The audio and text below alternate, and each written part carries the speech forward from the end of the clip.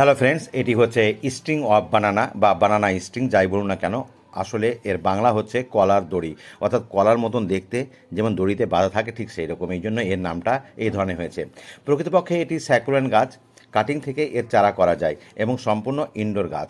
তবে গ্রীষ্মকালে একে রাখতে হবে এমন জায়গায় যেখানে রোদ পড়ে না। অন্য ইনডোর প্লান্ট যেখানে রেখেছি আমি, সেখানে একে রাখা হয়েছে। এর মিডিয়া বলতে 50% বালি, 30% মাটি, 10% কম্পোস্ট এবং 10% অন্যান্য সিংকুচি, বন্ডাস, নিমখোল মিশিয়ে মিডিয়া তৈরি করবেন। যেখানে যেখানে বাঁক পড়েছে সেখানে সেখানে কিন্তু এর ব্রাঞ্চ তৈরি হয়েছে। এখন আমি এটা অনেকগুলো ব্রাঞ্চ হয়ে গেলে কেটে কেটে এর নতুন নতুন চারা তৈরি করব। আর জল সাধারণত কমই দেবেন।